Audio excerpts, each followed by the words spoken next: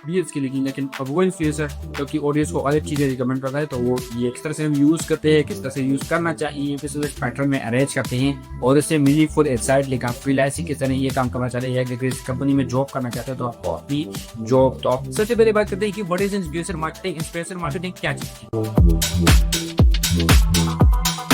अस्सलाम वालेकुम my dear friends, welcome back. और आज की इस वीडियो में हमारा जो टॉपिक है वो है इन्फ्लुएंसर मार्केटिंग। देखेंगे इस वीडियो में व्हाट इज इन्फ्लुएंसर मार्केटिंग, किस तरह से हम यूज करते हैं, किस तरह से यूज करना चाहिए, क्या होता है इसमें। इन्फ्लुएंसर मार्केटिंग के बारे में मैंने पहली वीडियो में भी कुछ बेसिक्स आपको बताया था और आज हम इन्फ्लुएंसर मार्केटिंग को डेप्थ से समझने वाले। सबसे पहले बात करते हैं कि what is influencer marketing. Influencer marketing क्या चीज है? इन्फ्लुएंसर मार्केटिंग आपको पता ही चलता होगा, इन्फ्लुएंसर के जरिए हम जो मार्केटिंग करते हैं उनको इन्फ्लुएंसर मार्केटिंग कहते हैं। लेट्स सपोज ये मेरा एक शर्ट है और मैं एक इन्फ्लुएंसर को दे देता हूँ कि अपनी वीडियो में इसको प्रमोट करो, यानी पहनो उसको और कहो कि इसका लिंक डिस्क्रिप्शन में आप भी पहन सकते हैं। जो इन्फ्लुएंसर से लोग इम्प्रेस बहुत जल्दी हो जाते हैं और इम्प्रेस होने और जैसे ही वो इम्प्रेस होते तो उस तरह के लिबास, उस तरह की सब चीजों को पहनते। तो मैंने ये शर्ट बनाया है, तो मैंने ये कोट बनाया है और ये कोट बिकेगा, ओके, बहुत ज्यादा, क्योंकि इन्फ्लुएंसर से लोग इन्फ्लुएंस होते हैं और उसकी इन्फ्लुएंस का फायदा मैं उठाऊंगा अपने लिए और ये मेरा जो भी मेरा प्रोडक्ट है वो सेल होगा। इन्फ्लुएंसर से मेरे मुराद बड़े बड़े सेलिब्रिटीज भी हो सकते हैं। इन्फ्लुएंसर से मेरे मुराद सोशल मीडिया पर जो कंटेंट क्रिएटर है जिसकी 10,000, 1 लाख, 1 मिलियन, 2 मिलियन, 3 मिलियन तक फॉलोअर है, वो भी हो सकते हैं। ओके, क्या करते हैं कि इन्फ्लुएंसर के साथ उनके साथ डीलिंग करते हैं कि आपको मैं इतने पैसे दूंगा, आप ये कंडीशन है मेरी, आप ये अपनी वीडियोस में बोल लीजिएगा। तो उस इन्फ्लुएंसर को आपकी ऑफर पसंद आई तो वो आपके साथ कोलैबोरेट करेगा और आपके प्रोडक्ट को प्रमोट कर देगा। इन्फ्लुएंसर की इन्फ्लुएंस से लोग आपका प्रोडक्ट बाय करेंगे, ओके, और वो इन्फ्लुएंसर भी अवेयरनेस में कमा रहेगा। ओके, इसके साथ साथ हाउ इट इज वर्क, ये काम किस तरह से करता है। तो सबसे पहले क्या करता है कि एक ब्रांड जो है एक इन्फ्लुएंसर को ढूंढता है यूट्यूब पर, सोशल मीडिया प्लेटफॉर्म पर, और जब वो उसको ढूंढ लेता है, जब वो इन्फ्लुएंसर उसकी निश से रिलेटेड हो, यानी उस कंपनी की जो निश है उससे रिलेटेड हो, उसकी फैशन से रिलेटेड हो, तो वो कांटेक्ट करते हैं। फिर क्या होता है, जब वो अपनी निश से रिलेटेड इन्फ्लुएंसर को ढूंढ लेता है तो उसको ऑफर देता है। जब इन्फ्लुएंसर को ऑफर पसंद आती है तो वो कोलैबोरेट करता है, वीडियो बनाता है, पोल बनाता है और अपनी सोशल मीडिया पर पोस्ट कर देता है। तो उससे इन्फ्लुएंस होते हैं। जो इन्फ्लुएंसर है वो कहता है कि मेरा रियल ओपिनियन है, रियल एक्सपीरियंस है इस प्रोडक्ट के बारे में, और लोग बाय कर लेते हैं उन चीजों को इन्फ्लुएंसर की वजह से। यानी कि इस इन्फ्लुएंसर का इन्फ्लुएंस से उन पीपल्स पर सोशल मीडिया को यूज करते हैं बहुत ज्यादा लोगों के साथ, और इन्फ्लुएंसर के साथ पूरी कनेक्ट पड़ती है। वो इन्फ्लुएंसर उनको यूज कर रही होती है और इनसे मनी बना रहे हैं। इन्फ्लुएंसर मार्केटिंग कोई बुरी चीज नहीं है। अगर इन्फ्लुएंसर कोई अच्छी चीज को प्रमोट करता है तो ऑडियंस के लिए अच्छा है, लेकिन अगर ऑडियंस के लिए, लेकिन वो इन्फ्लुएंसर जो कि ऑडियंस को गलत चीजें रिकमेंड करता है तो ये बिल्कुल भी अच्छी बात नहीं है और बिल्कुल अच्छी चीज है ही नहीं। ओके, बाकी ये इन्फ्लुएंसर का हक है कि वो कहाँ से कमाएगा, एड से उसको इतना रेवेन्यू नहीं मिलता। ओके, तो आपने भी लोगों पर इस तरह से जजमेंट पास नहीं करनी। वो अच्छी चीज को प्रमोट करते हैं जो कि आपके फायदे के लिए होगी। ओके, वो इन्फ्लुएंसर अपना इन्फ्लुएंस आपके ऊपर जो उसका इन्फ्लुएंस है वो खराब होने नहीं देगा। ओके, आगे अच्छे इन्फ्लुएंसर जो होते हैं, इससे हमें फायदा क्या मिलता है? जब हम इन्फ्लुएंस का मार्केटिंग करते हैं, हमारा ब्रांड मशहूर होता है, उसके बारे में लोग बात करते हैं। इसके बाद हम टारगेटेड ऑडियंस तक पहुंचते हैं। छोटे छोटे जो इन्फ्लुएंसर है उनके पास स्पेसिफिक ऑडियंस होती है, स्पेसिफिक निश की, और वो डायरेक्ट कन्वर्ट बहुत जल्दी हो जाते हैं, इसलिए हम उसको यूज करते हैं। इसके बाद है बूस्ट सेल्स और साइन अप, आपके सेल्स को इंक्रीज कर देता है। लेट्स सपोज एक बड़ा किसी एक चीज को प्रमोट कर देता है तो फिर उससे बाय करने लगते हैं लोग और उस पर ट्रस्ट करते हैं, उस ब्रांड पर। तो इस तरह से माइक्रो इन्फ्लुएंसर का यूज करके हम ट्रस्ट बिल्ड कर सकते हैं। इसके बाद है गो वायरल और ट्रेंड। इसके बाद जब इन्फ्लुएंसर आपकी प्रोडक्ट को प्रमोट करेगा तो आपका प्रोडक्ट ट्रेंड में होगा। इसके बाद है हमारा एफिलिएट मार्केटिंग। एफिलिएट मार्केटिंग क्या है इसके बारे में भी इसके बारे में हम बात कर चुके थे, मगर दोबारा से इसको रिपीट कर लेते हैं और अच्छी तरह से इसको समझते हैं। लेट्स सपोज मैंने एक प्रोडक्ट बनाया है और मुझे नहीं लिख रहा, मैं क्या करूँगा, उसका एक लिंक बनाऊंगा।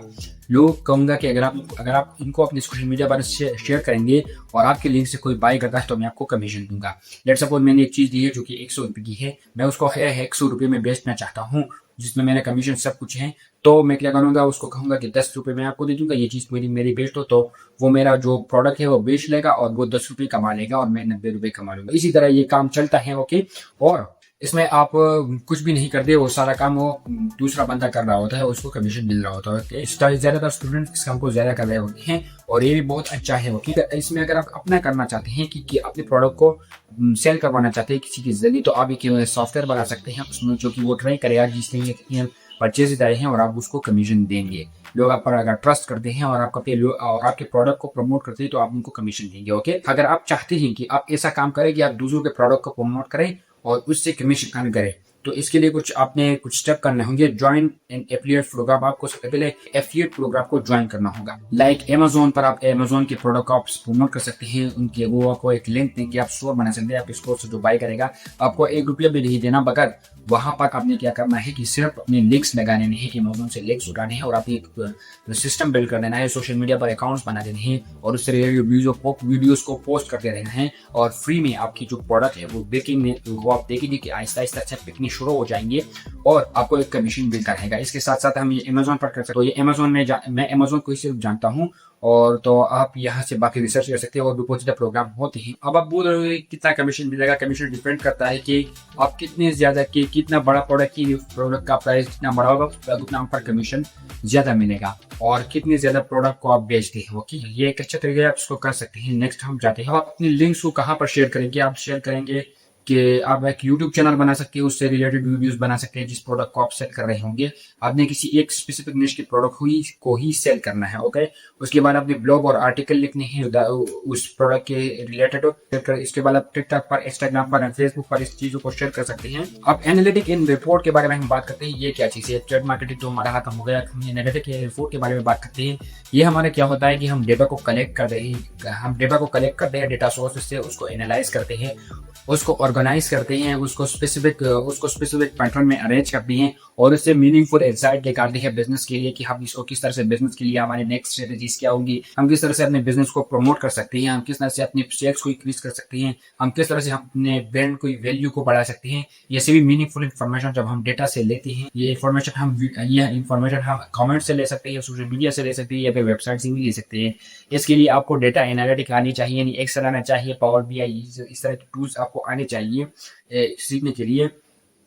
और इससे हमें ये पता चल जाता है कि हमारी वेबसाइट को कितने लोगों ने विजिट किया, उनमें से कितने लोगों ने परचेस किया, कितने लोगों ने परचेस नहीं किया और कितने लोगों ने इस बटन पर क्लिक किया। ये सभी डेटा हमारे पास होता है, उससे हम मीनिंगफुल इन्फॉर्मेशन निकालते हैं और इसके बाद हम अपनी नई स्ट्रेटजी में उसको यूज करते हैं। रिपोर्ट क्या होता है? अब हम उस डेटा से एक रिपोर्ट बना लेते हैं, यानी उस डेटा को इस तरह से प्रेजेंट कर लेते हैं, वह हम डॉक्यूमेंट क्रिएट कर लेते हैं और उसको हम रिपोर्ट कहते हैं। उसमें हम कह सकते हैं, उसमें हम डेटा की मीनिंगफुल इन्फॉर्मेशन को कलेक्ट करते हैं, उसको ऑर्गेनाइज करते हैं और उससे हम आगे मजीद स्ट्रेटजीज बना सकते हैं और बिजनेस ओनर्स को, यानी उस बिजनेस का जो मालिक है उसको भी हम बता सकते हैं कि यहाँ पर ये फोर्स है, यहाँ पर ये गलती है पिछले साल, इसकी वजह से हमारे सेल्स डिक्रीज हुई हैं या हमारे सेल्स इंक्रीज हुई हैं। तो ये सब हम कर सकते हैं। पाइथन के जरिए हम डैशबोर्ड्स बना सकते हैं, पावर बीआई चीजों को यूज करते हुए। एक्सेल में हम चार्ट और ग्राफ बना सकते हैं। वीकली और मंथली रिपोर्ट भी हम बिजनेस ओनर को सेंड कर सकते हैं। अगर आप एक फ्रीलांसर है, अगर आप एक फ्रीलांसिंग करना चाहते हैं या आप एक फ्रीलांसर है तो आपको अपनी आपको जिसने ऑर्डर दिया है आपको उसको मंथली या फिर वीकली रिपोर्ट देना पड़ेगा। आपके काम का और अच्छी तरह से उसको प्रेजेंट करना पड़ेगा। अगर आप एक डिजिटल मार्केटर है और फ्रीलांसिंग की तरह ये काम करना चाहते हैं या किसी कंपनी में जॉब करना चाहते हो तो आपको अपनी जो परफॉर्मेंस है वो शो करनी होगी रिपोर्ट में और बिजनेस ओनर को सेंड करनी पड़ेगी। तो ये आपको जरूर सीखना होगा। अब हम इस डेटा का करेंगे क्या? इसको ये इतना इंपॉर्टेंट क्यों है? ये डेटा इतना इंपॉर्टेंट क्यों है? ये इसलिए इंपॉर्टेंट है क्योंकि हम ये पता लगा सकते हैं कि हमारी जो स्ट्रेटजीज है उनमें कौन सी स्ट्रेटजी वर्क कर रही है, कौन सी नहीं कर रही है। कौन से काम जब हम करते हैं तो हमारे सेल्स इंक्रीज हो जाती है और कौन से जब हम करते हैं तो हमारे सेल्स डिक्रीज हो जाती है। इससे हमें ये पता चलता है। हम ROI को ट्रैक कर सकते हैं, यानी रिटर्न ऑन इन्वेस्टमेंट, हमने कितना इन्वेस्ट किया और इससे हमें कितना फायदा हुआ ये मेजर कर सकते हैं और ये मालूम भी कर सकते हैं। इसके बाद है इम्प्रूव मार्केटिंग स्ट्रेटजी। हम अपनी स्ट्रेटजीज को इम्प्रूव कर सकते हैं ताकि हमें ज्यादा सेल्स मिले। इसके बाद हम save time and money, time भी बचत होगा और हमारा मनी भी बचत होगा जब हमें डेटा के through data driven digital marketer बनेंगे तो। और इसके बाद फ्यूचर में आने वाले जो हमारे गोल्स हैं, हम मार्केट को देखकर अपनी फ्यूचर के लिए प्रोडिक्शन कर पाएंगे।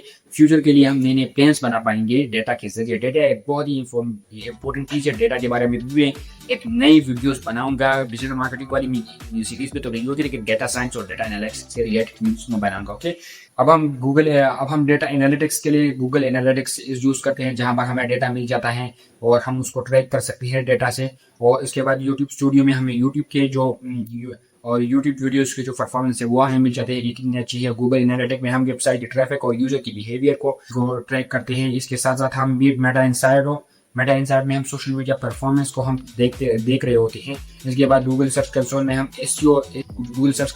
एसईओ के बारे में ट्रैकिंग कर रहे होते हैं। इसके बाद ये हमारा एसीएम रश के लिए, इस एसीएम रश में हम एसईओ के जो कीवर्ड है, कीवर्ड रिसर्च करते हैं, उसकी एनालिटिक्स को देखते हैं कि ये कीवर्ड कितना ट्रैफिक में है, ये कीवर्ड कितना कंपटीशन है इस पर, इसमें कितनी वॉल्यूम है, कितना हमारा चांस है रैंक करने का, वो सब हम देखते हैं। मेलचिक में हम ईमेल के एनालिटिक्स को देखते हैं कि हमने ईमेल इतने सेंड की थी, इतने हमारे स्पैम में चली गई, इतने खुले, इतने रिस्पॉन्स दी, तो ये सब हम कर रहे होते हैं। गूगल डेटा स्टूडियो में हम विजुअल डैशबोर्ड बना सकते हैं और डेटा को प्रेजेंट कर सकते हैं। एनालिटिक्स इन रिपोर्ट में हम क्या देखते हैं कि ट्रैफिक हमारा कितना आया है, बाउंस रेट हमारा ट्रैफिक कितना है, हमारा बाउंस रेट कितना है, इसके साथ साथ क्लिक थ्रू रेट हमारा कितना है, इसके साथ साथ कन्वर्जन हमारा कितनी आई है, इसके साथ साथ इंगेजमेंट कितना है और ROI कितना है, ये चीज़ हम देख रहे होते हैं।